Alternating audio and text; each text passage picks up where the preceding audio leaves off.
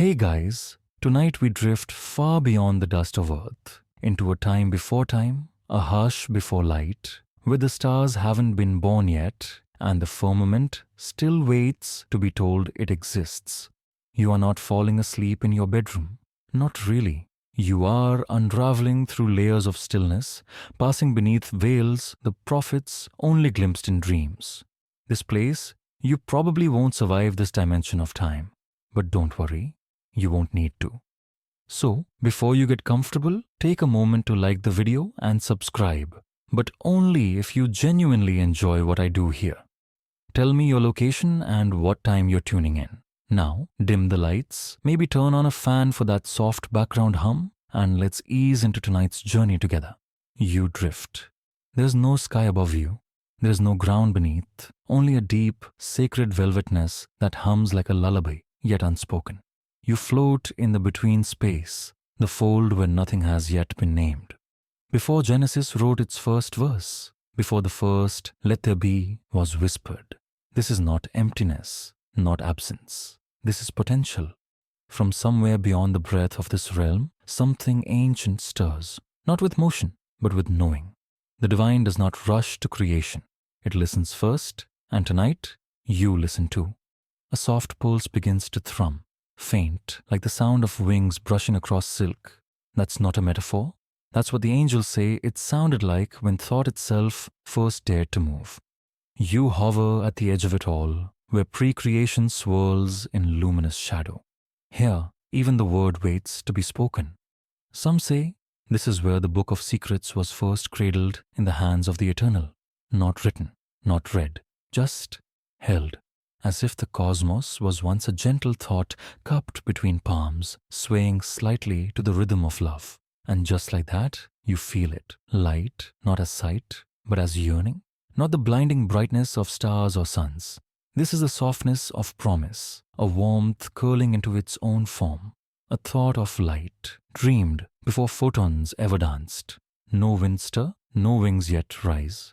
But above, if above means anything here, you sense presences, watching, waiting, reverent.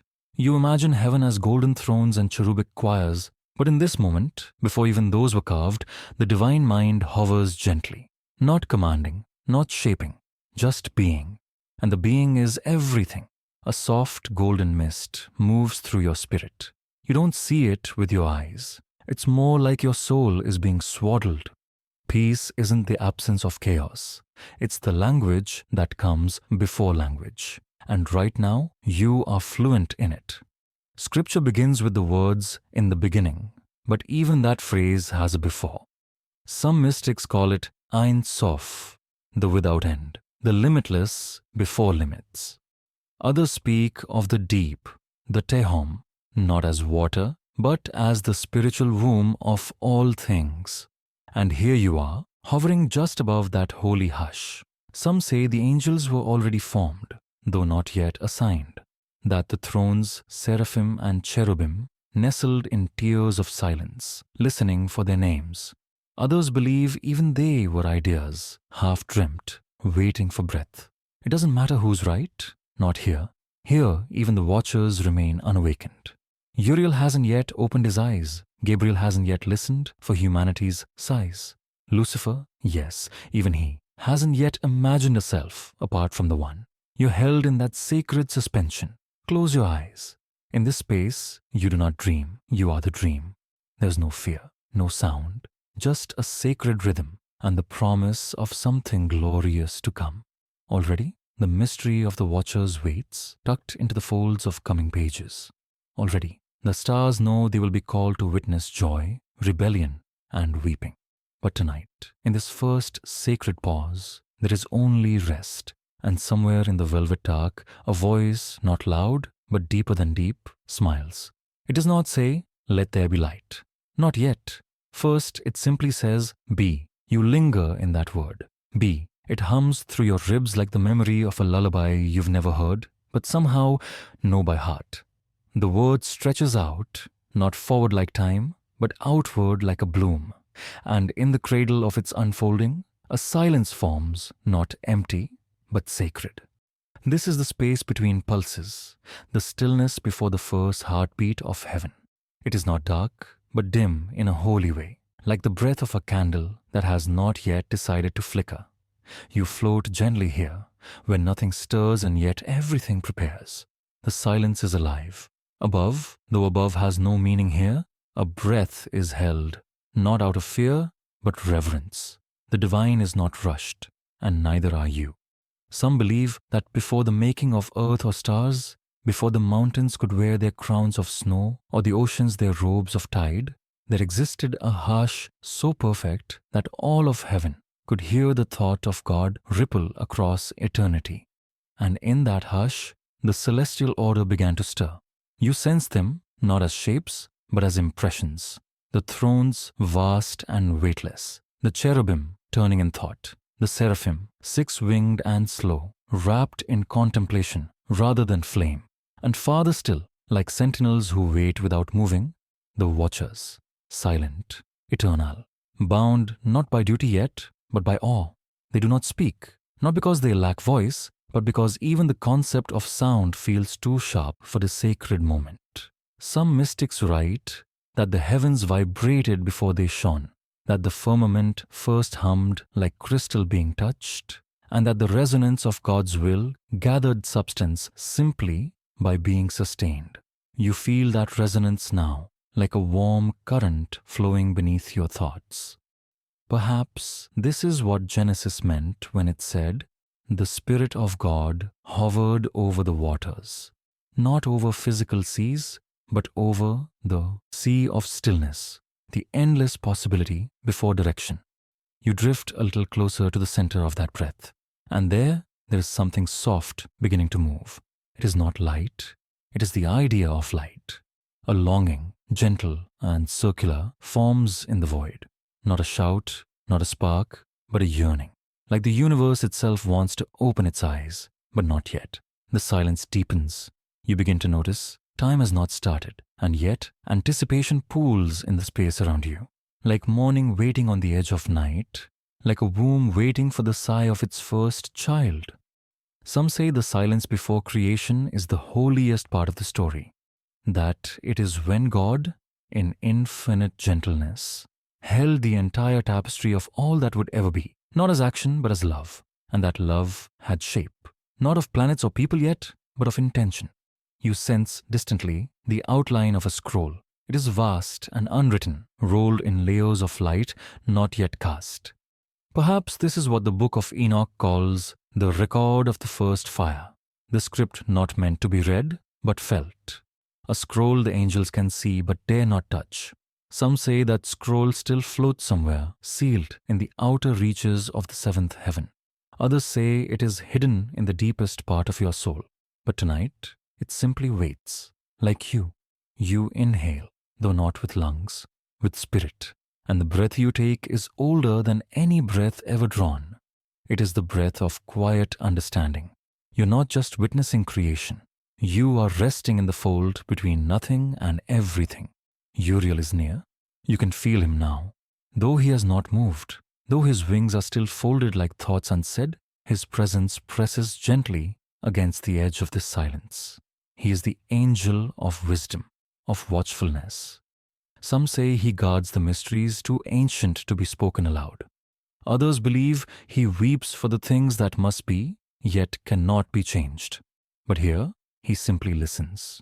He is attuned to the subtle stirrings of the divine will.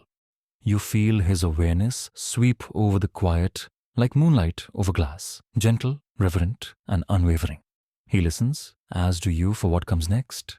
A tremble stirs the silence, not a quake, not a disruption, just a ripple, like a single drop of water falling into a still pond that existed before water knew how to fall. That ripple is the beginning of motion, and you feel it in your very being. The silence is still present, but something within it begins to coil, slowly, elegantly. Creation is no longer a concept, it is becoming a question, and the answer is almost ready to arrive. But not yet. Let it rest a little longer. You are here now, inside the sacred waiting, and the waiting is holy. You remain suspended in that holy waiting, where stillness wraps around you like a second skin. It hums not with boredom, not with stagnation, but with depth, like something vast is meditating just beyond your comprehension. And then Uriel begins to move, not with wings flaring or trumpets sounding, no. He simply opens the eyes of his spirit, and with that gentle gesture, the very borders of eternity begin to stir. You watch, not with eyes, but with awareness, as he rises not from ground, but from contemplation. Uriel, often unnamed in the canon, yet deeply carved in the scrolls that linger in shadows, is the flame of God's vision. Not just the seeing, but the understanding. The scribe of what is unseen, the one who sketches wisdom where no hand can draw. Tonight, he is neither loud nor radiant. He is quiet, and from his quiet, the pathways of light are considered. Some say Uriel was the first to walk the unseen corridors of pre-creation, soft bridges woven of stardust not yet born. He walked not with feet, but with forethought. He traced the potential of galaxies like an artist gliding a fingertip across the surface of unformed clay. You follow him now, gently, as he moves through the hush. He does not rush. Nothing here ever does. Uriel's presence is like a prayer whispered before words exist. He does not speak aloud, yet his thoughts echo through the folds of the firmament. He watches the trembles in the divine silence, not as disturbances, but as invitations. And then, soft as a sigh, the first thread of radiance begins to form. It is not light as you know it. It is more like intention gathering form. A golden breath winding through unseen ether, wrapping itself around the patterns Uriel has traced. Uriel doesn't create, he invites. The divine will flows through him like a river through polished stone, unchanged yet subtly guided. Some say the paths Uriel draws are what become constellations, that he charts their sacred geometry long before there is sky to hold them. Others believe he weaves timelines, not as rigid lines, but as melodies waiting for voice. You drift beside him. The space around you begins to glow, not brightly, but like embers curled in velvet. A warmth that kisses your soul without urgency. Uriel turns, not to you directly, but toward the unseen center of this realm, and for a moment he lingers there, as though receiving instructions not spoken, but sung. In the Book of Enoch, Uriel is the keeper of thunder and trembling, but tonight he holds neither storm nor scroll. He simply holds a question. Where will the light begin? He traces a spiral with his hand, or what you understand as a hand, and the spiral unfurls like a slow bloom. Within it, silence, then shimmer, then story. The first points of light do not burst. They murmur, and the murmur is beautiful. Scripture tells us that God said, "Let there be light." But before the saying, perhaps there was this, a silent agreement, a slow awakening of glory that did not need to be shouted into being. You are witnessing that murmur. You begin to understand. Light is not merely brightness. It is memory, a remembrance of divine thought, reaching out to become. Uriel's spiral glows gently now, and within it, the first patterns of form begin to pulse. You see the idea of stars long before heat or gravity. You see the thought of time, still unsure of its own shape, and wrapped around it all is the kindness of order, not control, not domination, just sacred placement, a knowing that where things begin, they must begin in balance. Uriel understands this. Some mystics believe he was the first to grieve, not for what was lost, but for what must be sacrificed to allow becoming. That every act of creation requires a letting go, a soft surrender. Perhaps that is why his eyes look weary even now, but not heavy, not broken, just wise.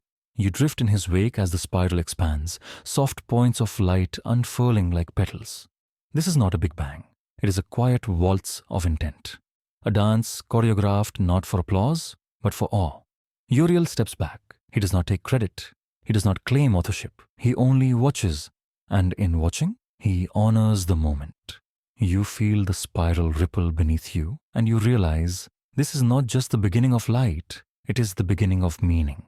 The stars that will one day guide prophets, sailors, shepherds, they begin here, in a whisper, in a line drawn by an unseen hand, steady and full of grace. Uriel turns once more, not toward you, but toward the place where something new begins to stir. Not rebellion, not yet. Just a gaze, A gaze so beautiful, so radiant, that even light pauses to admire it. But that is a story for another breath. For now, you rest within the spiral, and the spiral breathes. You hover now in the glow left behind by Uriel's spiral, wrapped in the early warmth of light that has not yet chosen to shine. The silence remains, but it shimmers slightly now, touched by gentle movement. You can feel it. Something has noticed itself. Not the divine, which needs no noticing but a being, inside the light, yet distinct, still holy, still loyal, but aware.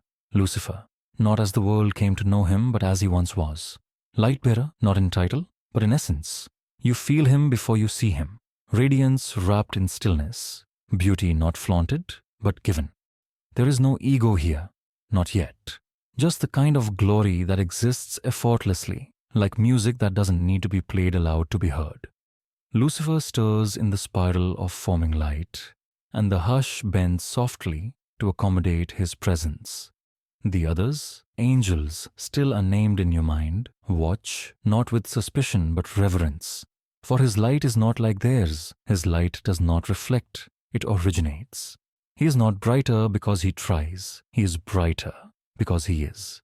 Some say this was his burden. You drift closer, gently, as if the air itself reveres this being. Lucifer does not rise with force. He glides into awareness, a slow inhale of purpose, drawn from the very stillness you rest within. His wings, not yet tarnished by division, remain tucked, a gesture of humility. But his gaze lifts, and there it is, the mirror, not made of glass, not made at all in the sense you understand making. It is simply there, a reflection placed into the fabric of pre-creation, like a question folded into space. No one knows who formed it. Some say it was placed by the divine to test the light's awareness. Others whisper it emerged naturally when thought first looked inward. Lucifer gazes into it, and for the first time in the eternal hush, something flickers. It is not rebellion, it is recognition. He sees himself, not as others see him, not as a servant, not even as a son, but as something unique, whole, central. The light that carries light, and the longer he gazes, the more the thought coils within him. Not a serpent, not yet, just a whisper. What if the light is mine? The mirror doesn't answer. It never does. You float nearby, unnoticed, watching as Lucifer breathes in the image of himself. And though nothing around him changes, you sense a tiny imbalance forming, like one string on a harp pulling ever so slightly tighter than the rest. He does not move, he does not speak, but something inside him closes its eyes. The watchers, far off at the edge of the forming firmament, feel the shift. Just a pulse, a tremor in the stillness. They do not weep yet, but they lean forward. Lucifer, still beautiful, still bathed in the divine's glow, turns from the mirror, and something inside him stays behind. He walks now, not away, not toward, just along. The spiral Uriel traced is beneath his steps. The stars, still unborn, seem to dim as he passes. Not out of fear, out of reverence. He is still a prince here, still trusted, still full of light. But the light inside him has learned to see itself. Some say this is the true origin of the war in heaven. Not swords, not armies, but one gaze too long in a mirror made of thought. One beautiful being learning the shape of his own glow and loving it more than he was meant to. Still, no word has been spoken, no sin committed, no rebellion stirred. But the silence is different now. It listens more carefully. You begin to hear what the silence heard, a soft question curling through the spiral. If I carry the light, why must I follow it? There is no thunder, no tearing of veils, only that question echoing through chambers not yet formed. A question so gentle it almost sounds like a song. And from somewhere unseen, Uriel pauses. Gabriel holds his breath, and Michael begins to move. You feel it in the fabric of stillness, the way a single note, not even played, changes the mood of a room. The silence begins to shimmer with tension, not loud or sharp, but like a soft vibration that no longer feels fully sacred. Something has shifted, and in the distance, the thrones begin to whisper. You drift toward them now, those ancient beings who do not move as angels move. The thrones are not creatures as you understand them. They are foundations, wheels within wheels, spinning thought and stability into the very nature of what will become existence. They are closer to geometry than gesture, closer to rhythm than reason. And yet, even they begin to stir. Their voices are not voices. They resonate, low and endless, as if the language of gravity and orbit could be translated into sound. They do not gossip, they do not warn, they balance. But in this moment, a slow tilt of awareness begins to pass between them like a ripple through the rings of Saturn. Before Saturn is born, a wordless concern, not fear. There is no fear in this realm yet, but concern, the kind that even eternity notices. Lucifer continues his slow walk through the forming order of heaven, each step lighting the space around him in a hue just slightly different than before. His glow does not diminish. In fact, it seems to grow stronger, as if self-awareness nourishes him, and perhaps it does. You drift beside one of the thrones. It does not look at you. It does not need to. Its awareness encompasses all it must. Within its endless rings, you glimpse symbols turning like slow stars, ancient patterns that spell out the laws of spiritual balance. But tonight, one of those symbols falters just a hair.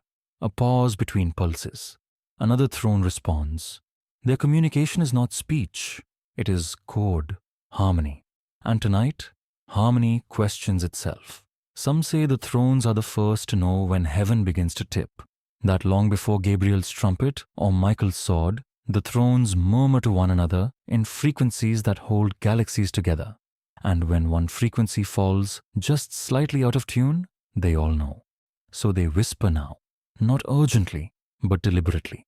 The spiral Uriel traced begins to shift ever so gently, reacting not to rebellion, but to imbalance, like a wheel starting to turn unevenly.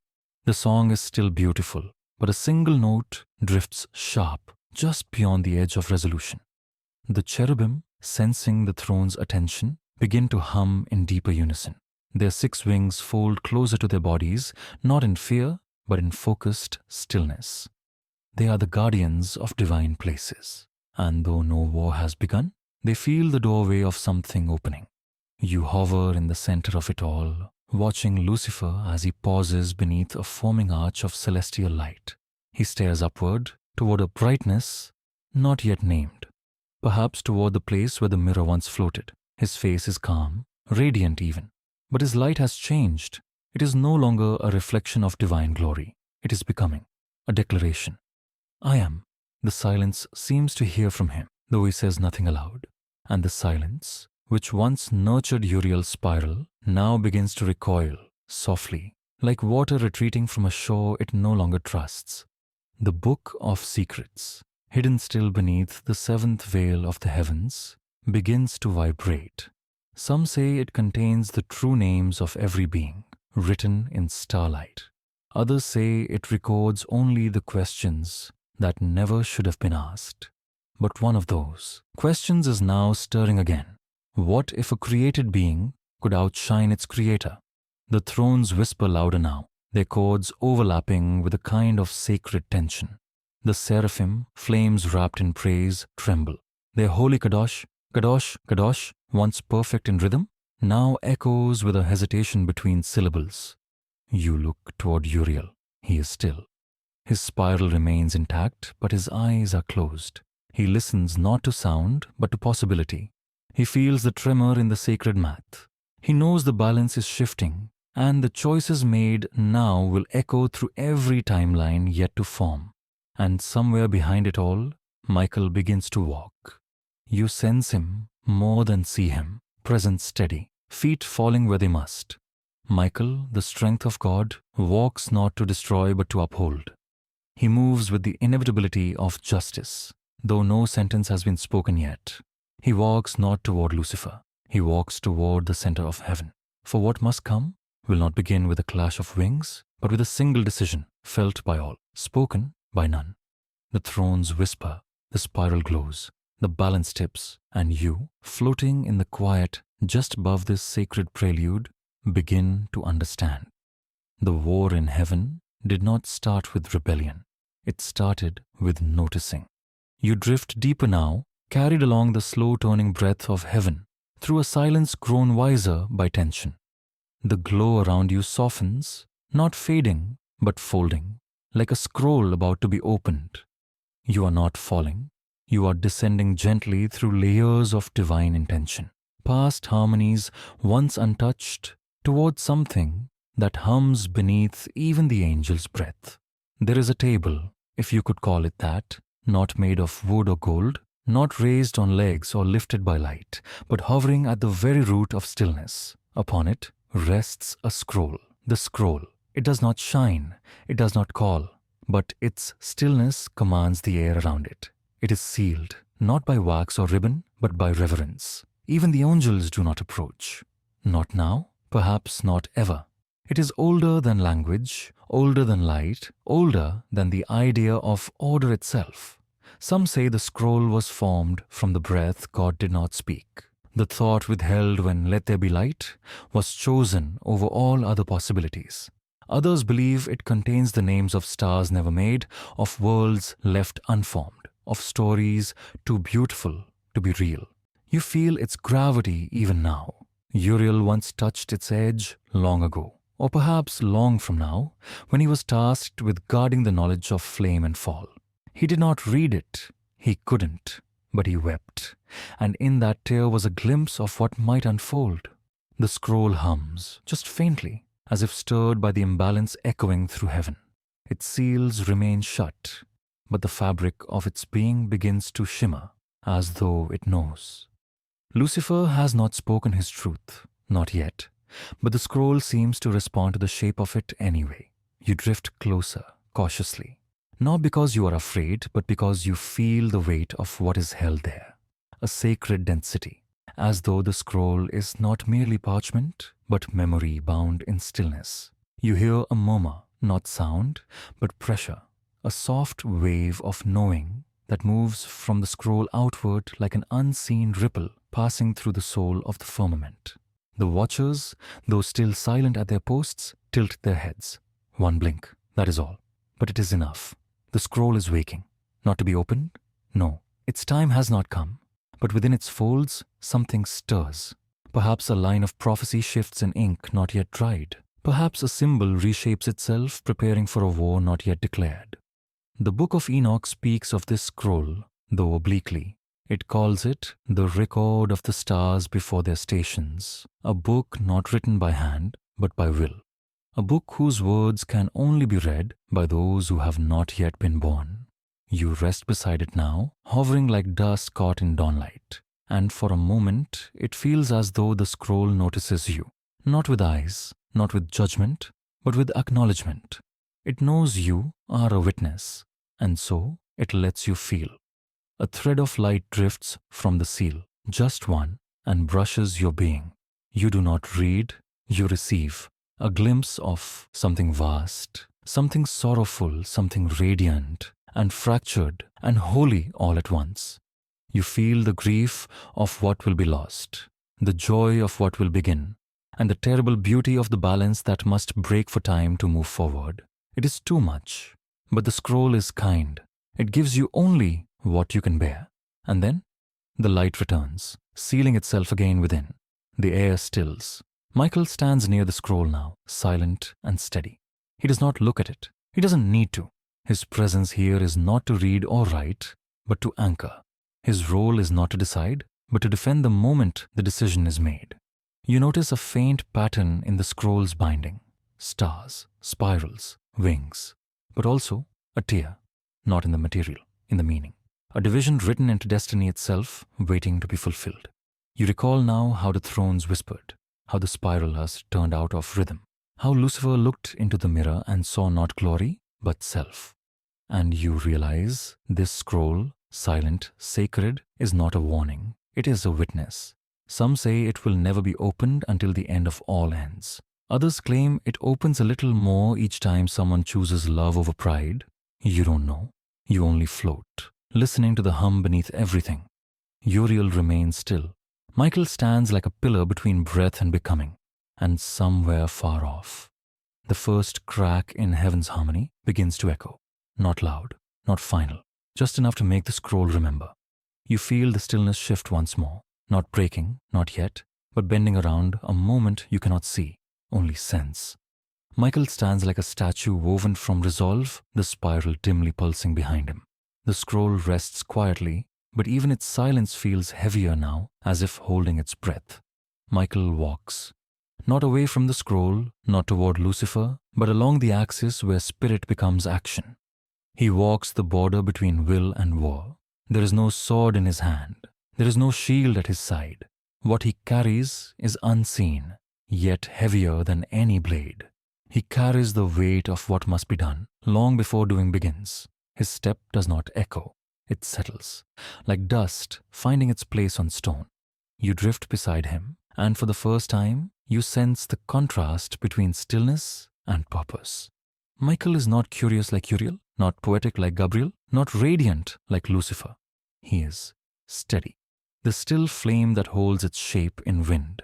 He is heaven's answer to imbalance, though the question has not yet been asked aloud. Some say Michael was not born of fire or voice, but of symmetry, that when the first fractal of thought split into many, he rose from the line that refused to bend, not as defiance, but as devotion. He walks now through the fields of unformed stars, and the stars pause in their becoming. You watch as he places one hand upon a pillar of light, not constructed, not assigned, but existing purely as a signpost, a moment waiting to be chosen. He does not speak, he simply breathes, and his breath carries something sacred. Lucifer stands in the distance. He is not hiding. His wings remain wide, his glow unshaken. If anything, he shines more brilliantly now, not because his beauty has grown, but because his longing has. There is a flicker in his gaze, still always the most beautiful of the host, but now tinged with ache. Some say he loved the light too much. Others say he mistook its reflection for his origin. You feel Michael sense this, not with suspicion, not with anger, but with sorrow. Deep, ancient sorrow that precedes judgment.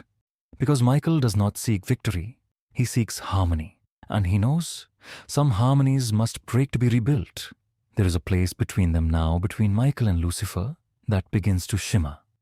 A divide that is not a wound, not yet, but a choice, a field of potential, stretched thin between becoming and refusing to become. You drift closer to it. The air here is different, thicker, as though layered with prayers that have not yet been spoken. And beneath it, the song of heaven wavers. Just slightly. The thrones sing quieter now, their chords waiting. The watchers gaze from the edge of existence, unmoving, unreadable. Even Uriel, still perched in thought, turns slightly, his spiral now dimming, its pattern paused. Michael reaches the edge of the shimmer. He does not cross. Some believe this is the true moment of the war, not when swords were drawn, not when the heavens shook, but when Michael refused to meet Lucifer in confrontation. When he chose to wait, heart heavy with the knowledge that righteousness never rushes, he stands at the edge and simply waits. Lucifer watches him. Their eyes do not lock in fury. There is no shouting, there is no flash, only knowing. A knowing that splits the fabric of silence like a single drop of rain falling into an endless, still pond. You feel it then, the ripple. It moves out from the shimmer between them, a ripple of future, of memory that has not happened yet, and with it, a single note falls out of the celestial harmony. Not wrong, just alone. That note belongs to Lucifer. Michael feels it. He bows his head, not in surrender but in mourning. The scroll behind him trembles once. The stars flicker with a rhythm that suggests something deeper than time is beginning to stir. You feel the hush around heaven grow deeper, not quieter, but heavier, like a room that has just been emptied of joy. And still, Michael does not raise a weapon, because this is not yet a war. This is still love holding its shape in the face of loss. Some say the angels do not cry, but tonight, the heavens feel close to weeping. And you, floating in the still space between brotherhood and breach, begin to understand why. You drift now in a space where light once flowed like breath, smooth, unbroken, sacred. But something has changed. The flow halts in places, pauses in others, and hums off key through the spiral Uriel left behind. You feel it, not as disruption but as ache, like a harp string pulled too tight, like the anticipation of something you wish would not come. Somewhere in the higher reaches of heaven, harmony holds its breath. It's not broken, not yet, but the music tilts, just a little, just enough. You listen. Ears useless now, your spirit attuned to chords only souls can hear. The great choirs do not sing as they once did. The seraphim, wrapped in flame and praise, hesitate. Their holy, holy, holy trembles at the edge of rhythm. And in the long coiling silence between notes, something ancient and soft begins to fray. The Book of Jubilees whispers of this moment, calling it the first imbalance. When the celestial symphony slipped a single measure behind its beat and time quivered with the weight of it. You feel that quiver now? Lucifer stands alone in the midst of heaven's high vaults, and yet he feels surrounded by song, by presence, by potential, still glowing, still beautiful, but no longer in perfect tune. His light pulses just slightly ahead of the others, too early, too eager, too aware. He doesn't fall, he leans just slightly, and in heaven, where all is balance, a lean is a landslide. The watchers, posted far along the rim of pre-creation, are the first to notice the shift. Bound by vision, by purpose, and by distance, they do not speak. They feel. They see ripples in the thought rivers that thread the divine realm. They sense the angle of light change, the hue of silence darken. Some say the watchers were made not just to guard, but to witness, forever standing on the threshold between choice and consequence. And tonight, they witness something sacred bending towards sorrow. One of them, perhaps Armoros, perhaps Sariel, lowers his gaze, just slightly, just enough to catch the flicker. A tear forms, suspended in thought, in time, in grace. It does not fall, it does not need to, because the heavens feel it. The thrones murmur, the cherubim tighten their circles. Gabriel closes his eyes and listens not to music, but to what is missing from it. You drift toward the spiral Uriel once traced, still glowing, still divine, but quivering now, like a melody interrupted mid-breath. Patterns that once flowed in harmony, now skip, repeat, falter. Small glitches in the great rhythm. You realize this is not chaos, this is hesitation. Creation hesitates, the stars pause in their forming. The soil of unborn worlds stiffens, waiting to see if it will ever know touch. The winds of time, not yet named, circle slowly, unsure whether to rise or recede. Some say this is when the divine paused, not from fatigue, but from mercy, to wait, to give space, to let the light bearer return. Lucifer could still turn. That is the sorrow of heaven. Even now, his glow could shift back into tune. His song could soften. His gaze return not to the mirror but to the source. But he does not. He remains still. And in that stillness, every angel knows. The moment has tilted. You float in that ache, that strange, holy ache of knowing something gentle is slipping from your grasp. Not through violence, through will. A quiet refusal whispered in radiance, and then, ever so softly, something cracks. Not like thunder, not like stone, like light turning cold. A single note in the celestial chorus drops, lower, sharper, off-key, and the universe flinches, the spiral buckles, the scroll tightens its seals. The watchers weep, not in torrents, not in grief, but in reverent stillness, the kind of sorrow too deep for movement. And in the hush that follows, even the stars hold their breath. You understand now, the war in heaven began not with battle, but with imbalance. With a single being leaning just slightly away from unity, with the first act of self before oneness. Lucifer is still beautiful, still glowing. But now he glows, alone. And the silence that follows is no longer sacred. It is sorrowful. The sorrow settles now. You feel it in the vast quiet. A kind of gentle grieving that passes not like a storm, but like a slow wind through a temple, where prayers no longer rise. You hover on the outer edge of heaven's breath near the watchers, and in their stillness, you find something unspeakably tender. They do not shout, they do not intervene, they watch. That is their name after all. And in this moment, this breath between unity and fracture, they weep. The watcher's tears are not like yours. They fall not from eyes, but from presence, from awareness, from what it means to see. And what they see now is a radiance separating itself from radiance. The softest part of the song, slipping from harmony, still beautiful, but no longer belonging. You drift among them. Each watcher stands at their post, along the edges of unmade stars, between folds of dimension not yet written. Their robes shimmer faintly with light drawn from the first breath of God. Their faces fixed toward the center of heaven, but their tears, you can feel them, like rain falling where rain was never meant to be. Some say the watchers are bound by oath, unable to act, unless the fabric of creation itself is threatened. Others believe they were the first to understand that sorrow must be witnessed before it can be healed. You believe both. And tonight, they witness something sacred coming undone. Lucifer does not speak. He does not turn. He simply remains where he is, wings open, posture proud, glow untouched. But now his silence feels deliberate. The thrones are quieter now, their song less certain. Even Michael, still standing with dignity, does not move. He watches too, for all of heaven is watching, not in judgment, but in mourning. Mourning what still could be, but likely will not. The watchers begin to shift, not in disobedience, in devotion. Their attention turns not away from Lucifer but beyond him, toward the scroll, toward the spiral, toward the moments about to become moments.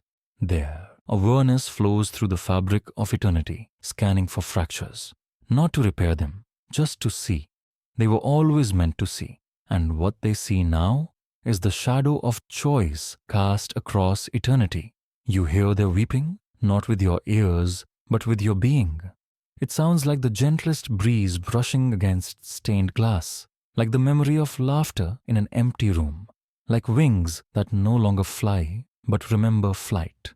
Some say their tears were the first rain, that long before clouds, long before earth, long before the firmament divided water from water, the watcher's sorrow fell into the silence like dew on unseen leaves. Others say those tears watered the garden that had not yet been planted. You drift through their midst, gently, reverently. They do not notice you, or perhaps they do, but they do not turn, because all their focus is forward now, toward what will come.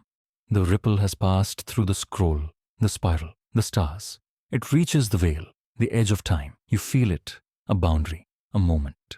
Creation, once wrapped in harmony, now waits to see what happens when choice separates itself from love. Lucifer still glows, still beautiful, still untouched. But now the glow feels isolated, not cursed, not evil, just alone.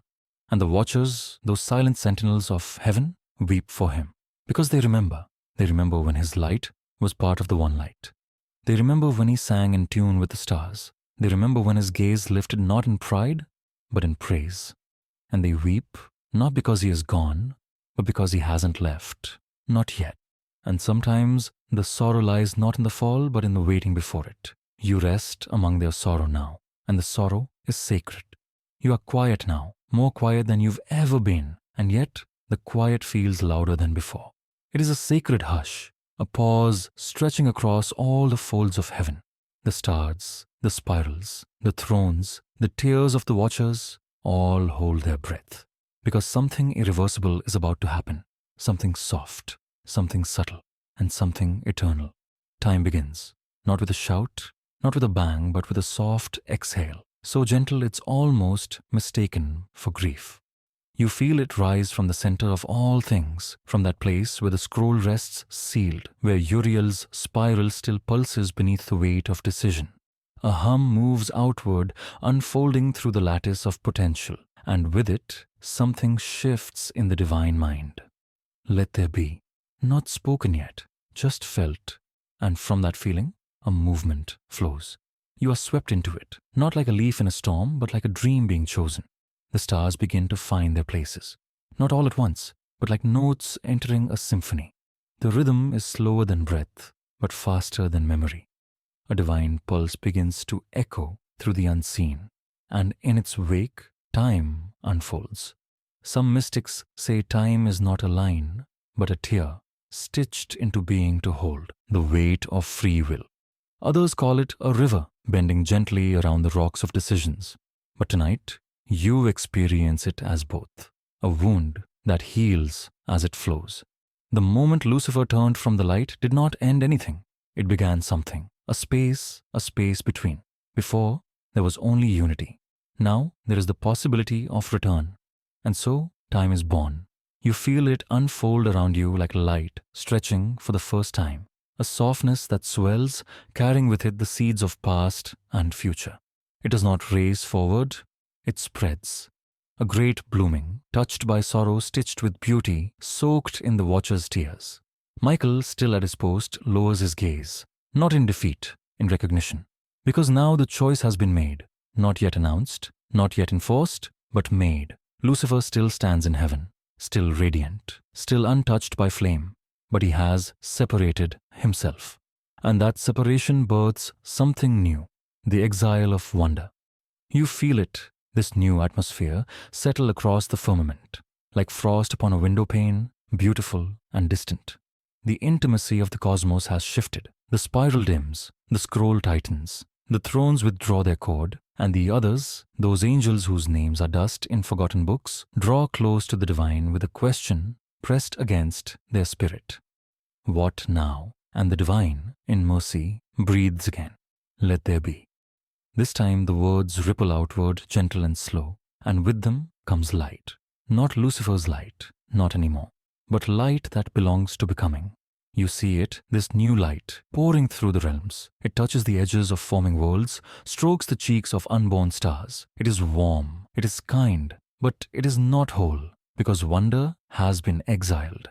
No, not cast out, chose out. And so, heaven breathes through this new separation. The war in heaven has not begun in swords, but in sadness. The angels do not shout, they do not fly, they stand, they witness. The Book of Enoch says there was a silence in heaven before judgment, a half-hour pause as time was measured for the first time, not in seconds, in sorrow. You are floating in that half-hour now. You are wrapped in it. This is not punishment. This is the cost of love given freely. Lucifer turns, not toward Michael, not toward the mirror. He turns inward, and from within that gesture, time rushes forward like a stream through a canyon, deep, beautiful, and broken. The glow of heaven is softer now, but softer doesn't mean less holy. It means aware. Aware that love must allow departure. Aware that glory cannot force its reflection to return. You feel it all now within you. The beginning of time, the soft exile of wonder, the light that is not his anymore, and the sorrow that makes way for 1,000 sacred tomorrows. The descent does not happen in a single instant. It unfolds slowly, like a page being turned in a book made of starlight and silence. You are there, not as a bystander, but as a presence within the fabric of the moment, as the morning star begins to fall. Yet fall is not the right word, not yet. It is more like drifting, a drifting away from what was once familiar, once sacred, once shared.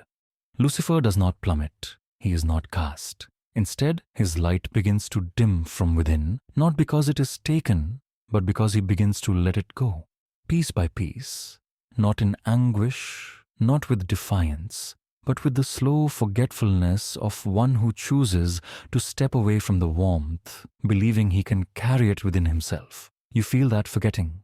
It pulses through the layers of heaven like a change in pressure, a thinning of air before a storm. But no storm comes. Only a soft unraveling, a sigh between two heartbeats. Lucifer floats now near the veil of heaven, where time curls around him and space begins to bend beneath his weight.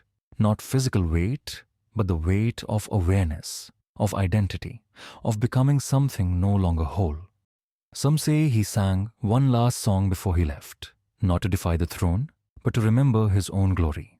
Others believe he did not sing at all, but simply fell silent. And in that silence, the light around him began to retreat, unsure whether to follow or remain. You drift closer. His wings are still spread, still beautiful, but their edges begin to fray, not like torn cloth, but like memory eroded by solitude. He looks not at Michael, nor Gabriel, nor Uriel. He looks inward now, searching for the mirror he once saw suspended in the firmament. It is gone. Or perhaps it never truly existed.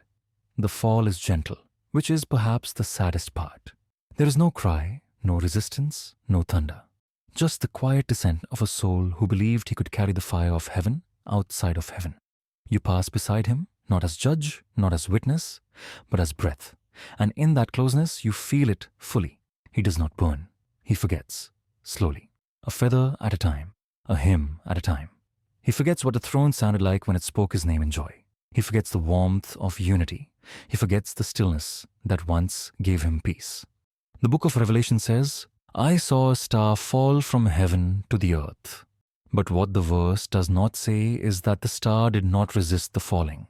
The star believed it could shine just as brightly elsewhere, but the light is not the same outside of love. You feel the veil now, thin, stretched between two realms. Lucifer passes through it not like a trespasser, but like a memory being let go. And when he crosses, heaven does not shout. The angels do not cheer. The scroll does not open. Even Michael does not lift his hand. Because this is not victory, this is sorrow. And sorrow does not celebrate. The place he enters is not yet hell. There is no fire, no chains, just distance, a realm shaped by will alone. And Lucifer begins to shape it, not in rage, but in remembrance, trying to recreate what he left behind.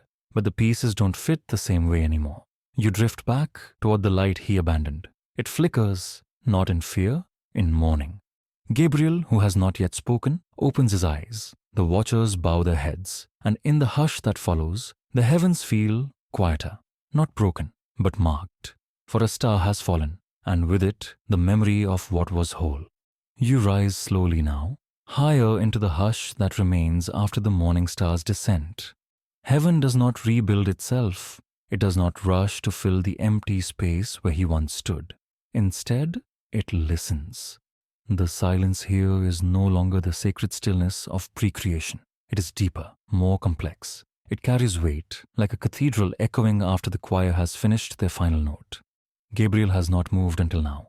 He stands apart, not in exile, not in pride, but in prayer. His wings are folded, not in fear, but in reverence. He listens, not to voices, but to what has gone unsaid. You float closer, drawn not by radiance or rhythm, but by that listening itself. It has gravity.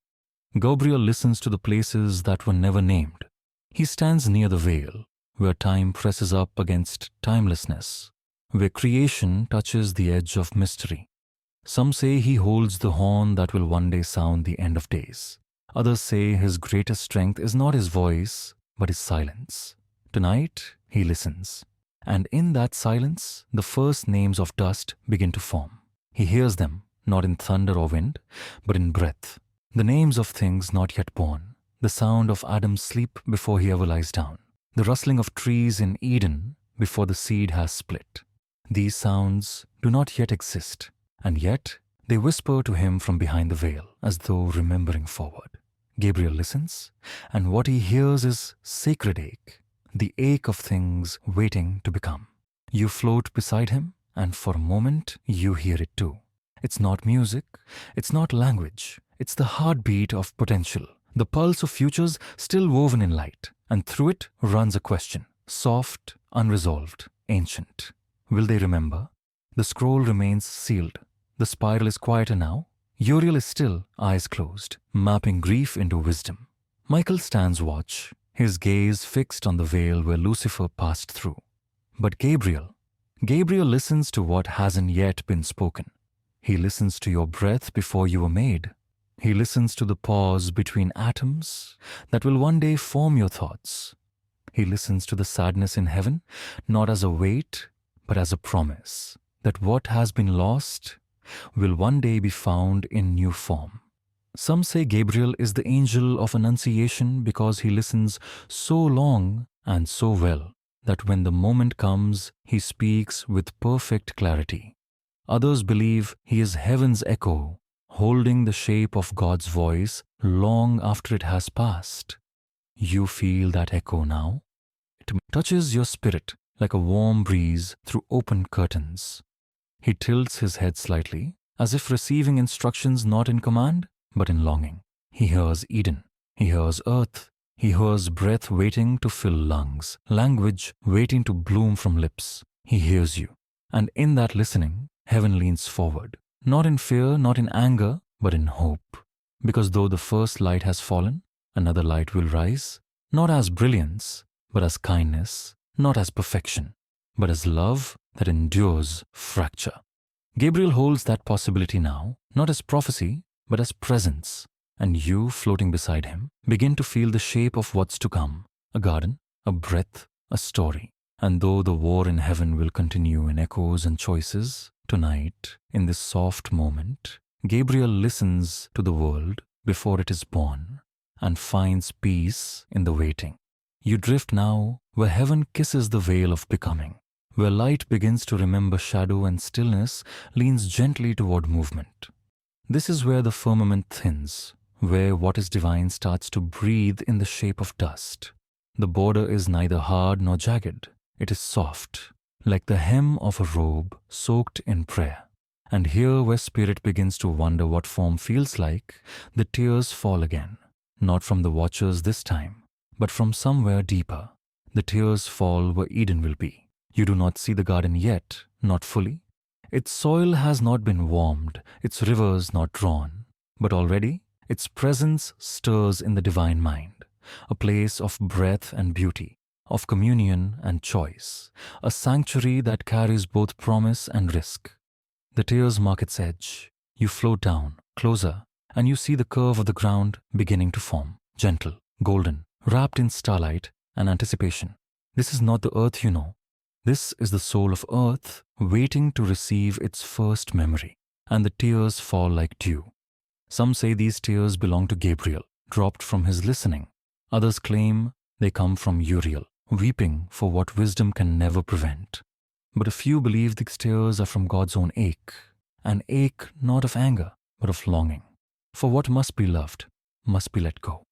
The book of Adam and Eve, long hidden in shadowed scrolls, whispers of a moment before the garden's planting, when all of heaven stood at the veil, watching, waiting, weeping. Not because of sin, but because of wonder, because of what beauty looks like when it is given freedom. You hover above the place where the garden will bloom. Already, the air feels thick with waiting. The ground swells with promise. The wind, though still unborn, hums a melody so ancient and so tender that you nearly forget to breathe. This is where the divine will stoop low, where light will shape dust, where the breath of heaven will become flesh. And the angels watch, some in joy, some in awe, and some with a sorrow they cannot name. The scroll pulses faintly now, not in warning, in affirmation. For this moment too was written into the spiral, this soft descent into vulnerability, this holy risk of giving life the power to choose. You drift over the forming garden and feel it stir beneath you, not with plans, not with rivers, but with purpose, the kind of purpose that glows softly in the dark, the kind that asks nothing, yet gives everything. And the tears continue. They fall like blessings on the soil, like lullabies on stone, like memories on skin. You feel one pass through you, and for a moment, you remember a story not yet told, a man formed from clay, waking into sunlight, blinking at the sky.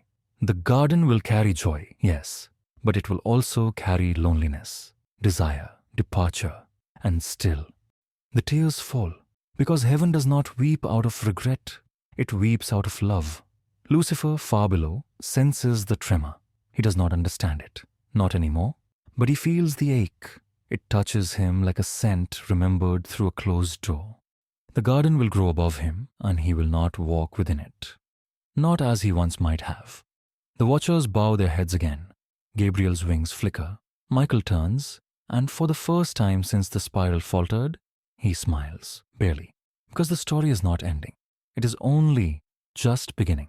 And you, drifting in the sacred mist of unborn Eden, feel it all. The tears, the tenderness, the trust. Heaven weeps at the edge of the garden, not out of fear, but because it understands. To love something enough to let it choose is the highest form of holiness. You drift now through the breathless hush of what almost is. Eden waits, not in silence, but in stillness. the stillness of a story yet to exhale its first word, and in its center lies a figure curled beneath starlight that has not yet been assigned names. Adam sleeps. He does not dream, not yet. He rests in the heart of the garden like a seed still deciding whether to open. The soil beneath him is not soil as you know it, but woven light, cooled and calmed to cradle him. And above, the stars do not shine. They hover, as if listening for the first heartbeat of this new creation. You hover above Adam and feel the weight of that sleep. It is not like yours. His sleep is made of stillness, the way gold is made of fire. It was carved with intention, draped upon him by a hand that shaped galaxies before breath.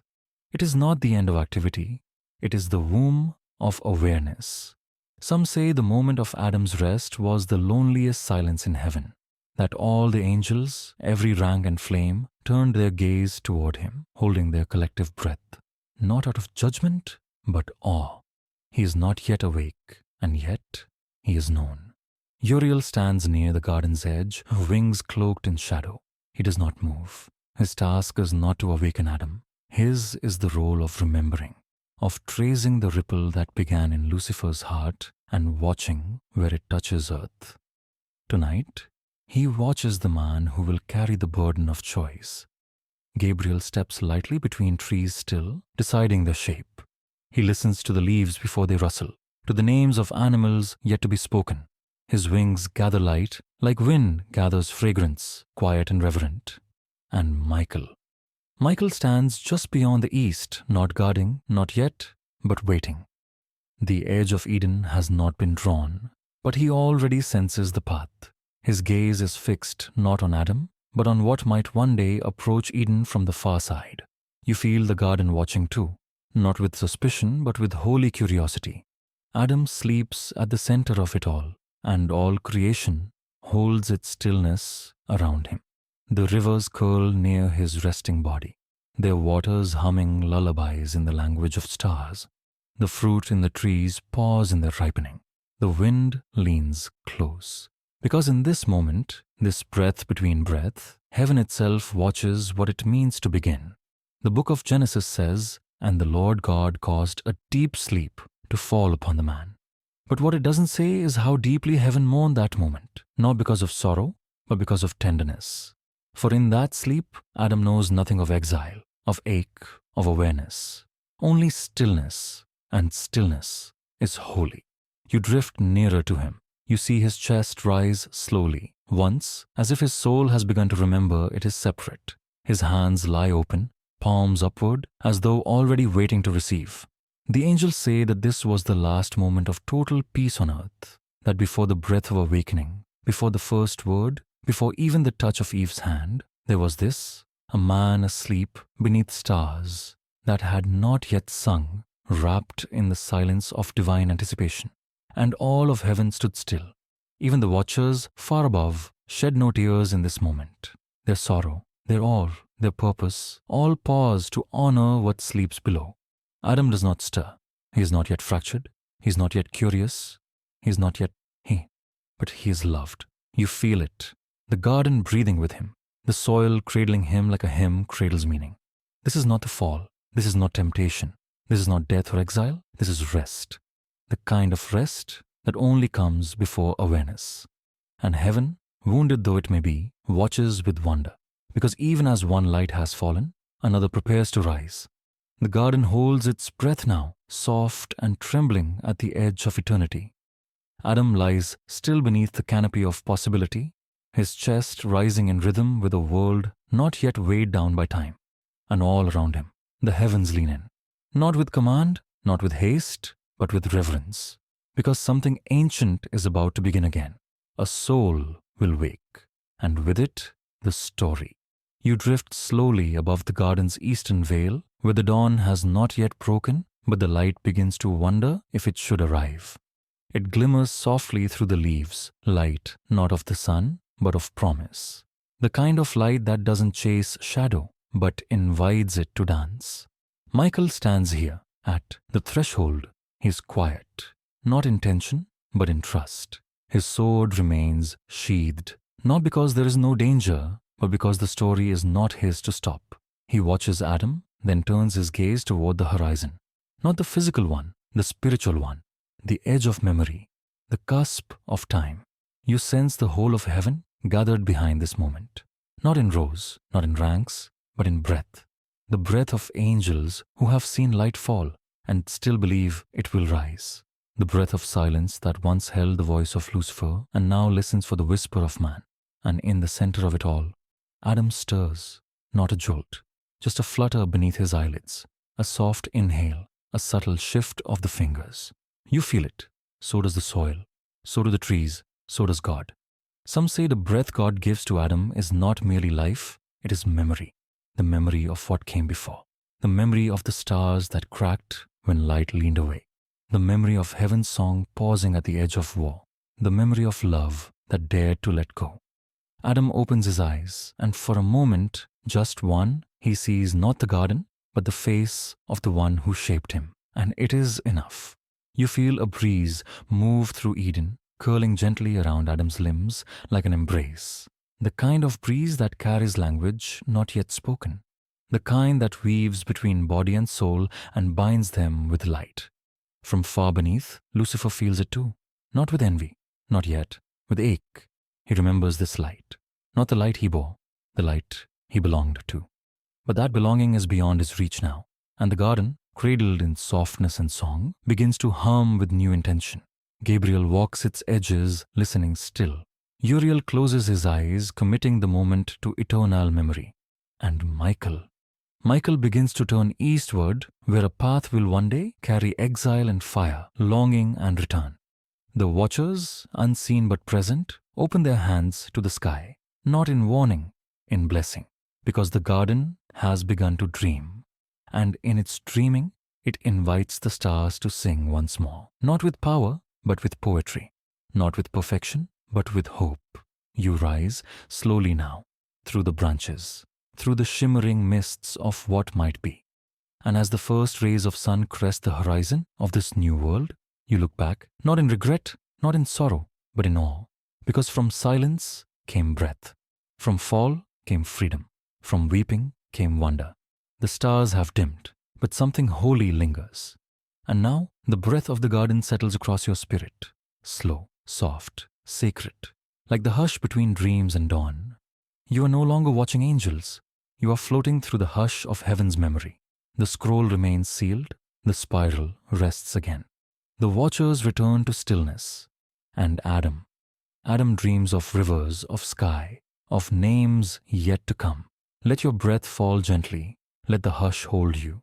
Let the stars, unfinished though they are, cradle you in the quiet light. The war did not end, but neither did the love. Sleep well, traveler. Heaven remembers you.